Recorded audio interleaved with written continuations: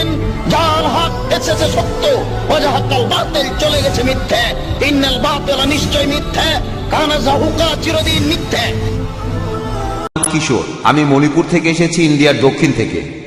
আপনারা জানেন যে কাশ্মীরে আপনাদেরকে যেমন সবাই সন্ত্রাসী বলে ডাকে, তেমন মণিপুরে আমরা যারা স্থানীয়, আমরা ওখানে যে কাজগুলো করছি সেজন্য আমাদেরও সবাই সন্ত্রাসী বলে ডাকে। এই কারণে গত 15 দিন আমি এখানেই আছি। মণিপুরে খবর ছড়ানো হয়েছে যে আমি মারা গেছি। আমার মা বাবাও জানে যে আমি মারা গেছি। আসলে সেই ভয়েই আমি বম্বেতে চলে এসেছি। আর মণিপুরে এখন পর্যন্ত আমরা কেউ পিস টিভি দেখিনি। বিভিন্ন ধর্ম সম্পর্কে আমার আগ্রহ আছে, বেশ কিছুটা জানি। আমি গুরুদুয়ারাতে গেছি, চার্চে গেছি, তারপর বাইবেল পড়েছি, সব জায়গাতেই গেছি। তবে আমি এখন পর্যন্ত এটা জানি না যে মুসলিমরা কেন দাড়ি রাখে। আর ইসলাম ধর্মে কি আছে সেটা কোনো হিন্দি বইতে পাইনি, ইংরেজি বইতে পাইনি, মণিপুরেও পাইনি। তাই আমি বলবো, আপনারা যদি এই বইগুলো মণিপুরে পাঠানোর ব্যবস্থা করেন তাহলে খুব ভালো হয়। আর আমি যদি এখানে হিন্দি বা ইংরেজিতে কোনো বই পাই তাহলে আমি সেটা কিনতে রাজি আছি। ভাই, আপনি প্রশ্ন করলেন যে কাশ্মীরে যেমন মুসলিমরা যুদ্ধ করছে, জিহাদ করছে, একইভাবে মণিপুরের অধিবাসীরাও যুদ্ধ করছে, লড়াই করছে। আর উনি মণিপুর থেকে চলে এসেছেন, এখানে এসেছেন মণিপুরে বিভিন্ন ঝামেলার কারণে 15 দিন এখানে আছেন। তিনি ইসলাম সম্পর্কে জানতে চান। আর উনি জানতে চেয়েছেন যে মণিপুরে কেন পিস টিভি দেখা যায় না, হ্যাঁ, আর জানতে চেয়েছেন যে মুসলিমরা কেন মুখে দাঁড়িয়ে রাখে। আপনার প্রশ্ন দুটো। ভাই, কাশ্মীরের কথা আমি আগেও বলেছি যে সবাই জিহাদ করছে, এই কথা আমি বলবো না। সবাই কিন্তু জিহাদ করছে না। এক মিনিট, আমার কথাটাকে ভুল বুঝেছেন। আমি বলছি আপনারাই ঠিক করছেন। আপনার প্রশ্ন বুঝতে পেরেছি ভাই। আচ্ছা, আমি কখনোই বলিনি আপনি ভুল। আর আপনার প্রশ্নটাও খুব সুন্দর। তবে এটাও পরিষ্কার করি, কাশ্মীরে যেসব মানুষ যুদ্ধ করছে অনেকেই হয়তো সত্যিকারের জিহাদ করছে না। কেউ কেউ নিজেদের স্বার্থ উদ্ধারের জন্য খারাপ কাজ করছে। যারা আল্লাহ সুবহানাহু ওয়া তাআলার আদেশ নির্দেশ মেনে যুদ্ধ করছে তাদের যুদ্ধকে বলতে পারেন জিহাদ ফি সাবিলিল্লাহ। আমি ঢালাভাবে বলতে পারি না যে কাশ্মীরে সব মুসলিমই জিহাদ করছে, জিহাদ ফি সাবিলিল্লাহ। এবারে মণিপুরের বিষয়টা নিয়ে বলি। আমি জানি যে মণিপুরে এখন খুব যুদ্ধ চলছে, আর সে যুদ্ধের কারণে আপনি এখানে। হতে পারে এটা আল্লাহর ইচ্ছা, হয়তো এমনটা আল্লাহর ইচ্ছা। যুদ্ধের কারণে আপনি এখানে এসেছেন, হয়তো এই দুনিয়ায় শান্তিতে থাকার পাশাপাশি আপনি পরকালেও শান্তি পাবেন। ঠিক আছে, আপনি আমার লেকচার শুনলেন শান্তির উপর। পৃথিবীর শান্তিটা হলো সাময়িক, চিরস্থায়ী না, কিন্তু পরকালের শান্তিটা হলো চিরস্থায়ী। এবারে প্রশ্নে আসি যে আমরা দাঁড়িয়ে রাখি কেন, আর মণিপুরে পিস টিভি দেখতে পারেন না কেন।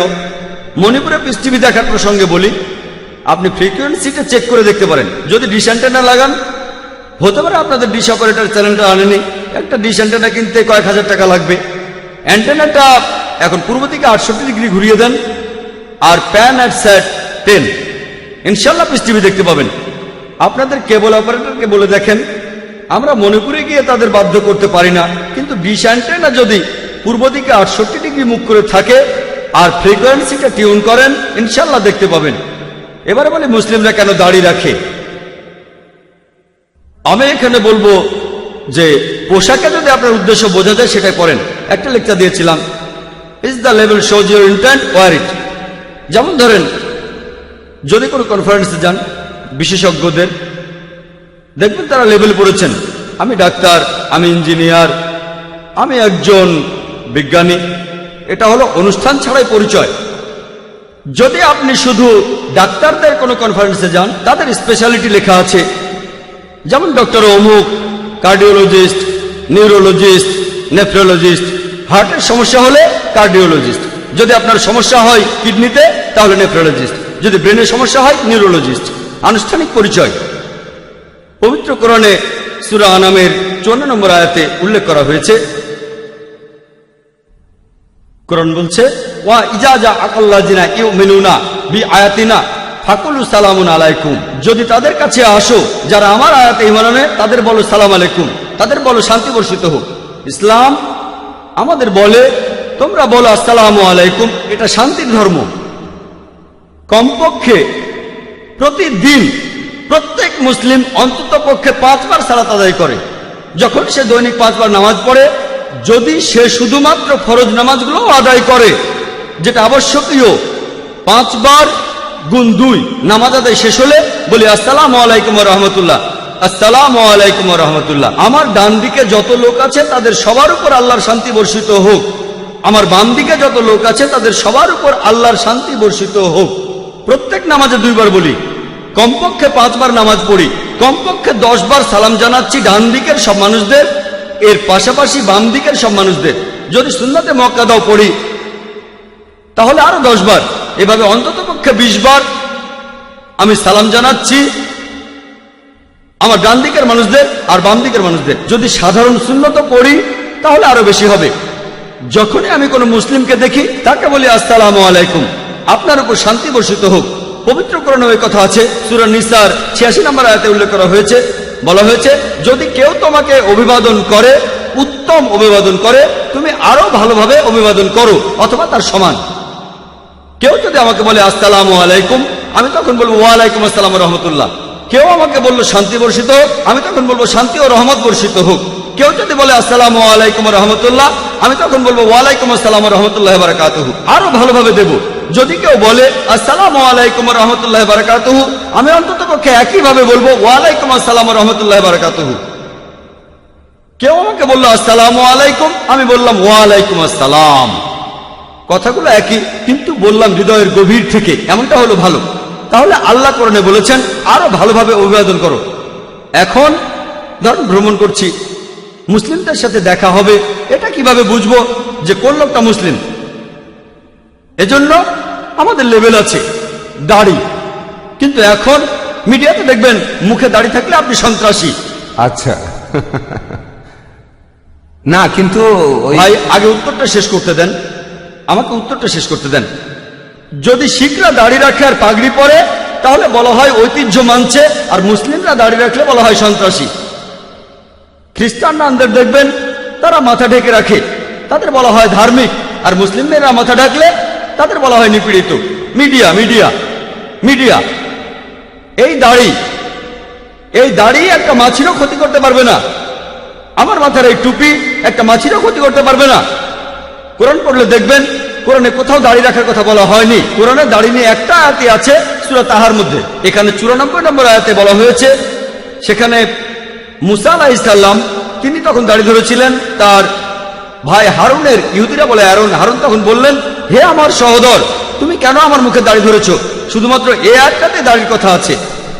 আমাদের প্রিয় নবীজি বলেছেন, সহিহ বুখারীতে আছে 7 নম্বর খণ্ডের 780 ও 781 নম্বর হাদিসে আমাদের প্রিয় নবীজি বলেছেন, পৌত্তলিকরা যে কাজ করে তার বিপরীতটা করো। তোমাদের গোঁফ ছোট করে ছাটো আর দাড়ি রাখো। যেহেতু এটা নবীজির নির্দেশ, আর আল্লাহ কোরআনে বলেছেন আতিউল্লাহ ওয়া আতিউর রাসূল, আল্লাহ এবং তার রাসূলকে মান্য করো। নবীজি নির্দেশ দিয়েছেন, আমরাও মানব। আর এই দাড়ি থাকলে আমরা সহজে চিনতে পারি। অনেক লোক বিভিন্ন সময়, আমি যখন রাস্তায় হাঁটি, যখন বিদেশে যাই, তারা আমার টুপি আর দাড়ি দেখে আসসালামু আলাইকুম, আসসালামু আলাইকুম, ওয়ালাইকুম আসসালাম। এটা অনানুষ্ঠানিক পরিচয়। আমি শান্তি প্রচার করছি, আমাদের বুঝতে হবে যে এটা একটা অনানুষ্ঠানিক পরিচয়। আর একটা উদাহরণ দেই, একটা গাড়ি কিনলেন, আপনি যদি ডাক্তার হন, গাড়িতে ক্রস লাগানো থাকে কেন? এটা বোঝাতে যে গাড়ির মালিক একজন ডাক্তার। যদি আপনার ইমার্জেন্সি কাজ থাকে, আপনি গাড়ি থামাতে পারেন, তারপর সাহায্য চাইতে পারেন। সেখানে যদি কারো মুখে দাড়ি দেখেন আর মাথায় টুপি দেখেন, তাহলে বুঝবেন যে সে মুসলিম।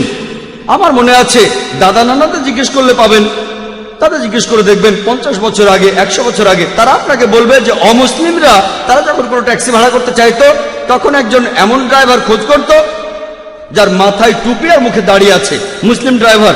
এই লোক আমাকে ঠকাবে না। যদি তারা মুদি দোকানে কেনাকাটা করতে যেত, তারা এমন লোকের কাছ থেকে জিনিসপত্র কিনতো যার মালিকের মুখে দাড়ি আছে, মুসলিম। এই লোক ঠকাবে না। কিন্তু এখন যদি মাথায় টুপি থাকে, মুখে দাড়ি, তার মানে এই লোক সন্ত্রাসী। তাহলে ইসলাম সম্পর্কে অনেক বদনাম। এখন আমাদেরকে হারানো গৌরব ফিরিয়ে আনতে হবে। ঠিক, এটা আমাদের একটা লেভেল, এটা আমাদের নবীজির নির্দেশ, তিনি বলেছেন, সেজন্য আমরা এটা করি। এতে একটা মাছিরও ক্ষতি হবে না। এটা অনানুষ্ঠানিক পরিচয়ের একটা মাধ্যম যে আমরা মুসলিম, যাতে সালাম জানাতে পারি। আর যদি কোনো সমস্যায় পড়েন, যদি সাহায্য দরকার হয়, প্রতিবেশীকে সাহায্য করা মুসলিমদের কর্তব্য। সাহায্য চান মুখে দাড়ি মাথায় টুপি কারো কাছে, ইনশাআল্লাহ আপনি সাহায্য পাবেন। আশা করি উত্তরটা পেয়েছেন। ধন্যবাদ।